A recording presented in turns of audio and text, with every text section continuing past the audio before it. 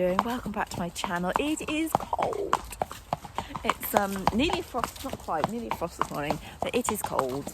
The temperature is definitely dropping at the moment, isn't it? I don't like it. I don't like it at all. Oh, I forget how much I hate the cold. I'm thinking for Christmas, Father Christmas if you're listening, heated gilet might be quite nice. Heated gloves. And I could be wrong here, but I'm sure I saw someone mention that Kingsland might be bringing out some heated breeches. It's like, I need them. I need them all if I'm going to get through winter. Because, yeah, I just can't cope with the cold. I just can't. I say this every winter. But I hate it. I don't enjoy it. It's beautiful, but I don't enjoy it. Guys, for the first time ever, we have rolled our field in November. With the hope that we could pack it down a little bit more, because Sienna has been churning it up out there with her galloping, bucking, rearing antics. So we hope by rolling it might just pad it down a bit and she wouldn't make such a mess. And it's worked a little bit, but that girl is on one at the moment. And she's not helping herself out a huge amount because she has slipped over 2 or 3 times in the past sort of week or two, galloping around, taking a corner too fast and so on. She doesn't learn either. She just does it again and again. And I think she's definitely given her back a little bit of a jolt. She just, on the lunge the other day, she just didn't look as good as she has been looking, which is a shame. Sienna's always sort of just causing herself more issues, really. She's not just forever doing daft things, but you know, she won't change, I don't think. Not until it warms up again, and then she'll go like a donkey. So it's quite cool that the field manager rolled and that they're still out. And in fact, it was this time last year that I brought them in for winter.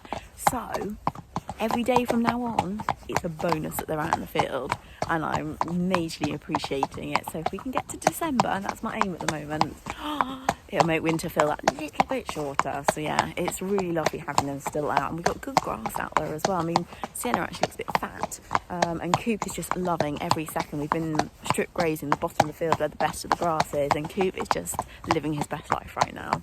So that's nice. It makes me really happy that he's happy. But this vlog is a little bit about Sienna again, because you'll know, what was it, 1, 2 vlogs back now, I did the Sienna training session, and I showed how tense and tight she gets, and you know, the tongue lolling and all that. And in that vlog, I mentioned maybe that I should try trotting her one-handed, because she's super relaxed if you ride with just one hand on the rein. It's kind of when you pick up both reins that she suddenly becomes tense. So I put that to the test, and there's some interesting results, so I'll let you watch. Incoming, the world's worst footage. In the new year, I'm going to get a new iPhone and that Insta thing that follows me around the arena, because I cannot keep putting footage out like this. I don't think it helped. It was also incredibly gloomy that day. So as you can see, I am having a play with trotting Sienna around the arena with just one hand on the rein. And I think there were some promising results. Now, she wasn't initially quite sure why I was only trotting her with one hand on the rein, so she was a bit unsure about it, and I could feel her going, what are you doing up there? But I think compared to that previous, I think it was 2 vlogs back now, where I showed you a little training session with her, and Sienna was so tight and so overbent and curling and, you know, just not happy. This is an improvement. She is definitely more open in the frame. Yes, it's not perfect, but it's better. We were trying some transitions with just one hand on the rein, which, again, the fact that she's holding nice and squarely to me makes me believe that she is that little bit more relaxed in the body. I'm not bothered whether she's on the bit or not. I just want to try and keep the frame open. This was the second training session, doing the same thing. Now at sunset, equally appalling footage. And this time I wanted to try maybe holding the other rein but keeping my hands very close together. Also, I tried bridging my reins again to stop there being any chance of me being able to open the rein up. And I really wanted to work on trying to get her to bend round my inside leg and do transitions just from my seat. So trying to use 0 contact. Not very easy, but again, beautiful square halt, Sienna. Again, I still thought there was an improvement in the fact that she just looks that bit more open. Yes, she's behind the leg, she's not going forward enough, but for me, it's trying to make these sessions as easy for her, not putting any pressure on her. She was also quite distracted this day because there was a lot of cows mooing in the background, but she was still listening, trying to get a little bit of shape in her body, but not using any rein whatsoever. And I just think this is progress, and it makes me a little bit excited for future training sessions. Morning, guys. It is now Saturday. I'm feeling pants. I really am. I haven't been feeling very well all week, actually. And Thursday, I ended up having the morning off because I felt really rough. And then yesterday, I felt better. And I thought, oh, yay, I'm over it.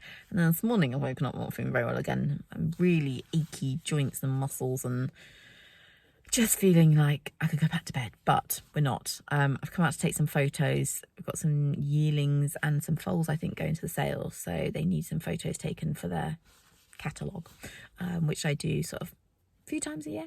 So yeah, I really enjoyed doing it. I just wish I felt a bit more bright and buzzy and so on, but that'll be this afternoon's job. Lots of editing of photos and getting them back to the client as soon as possible, because I think they go to the sales next week. So yeah, I need to do quite a quick turnaround on that. You lot are so cute. Now you got your nose over. Trying to get a photo of them all together.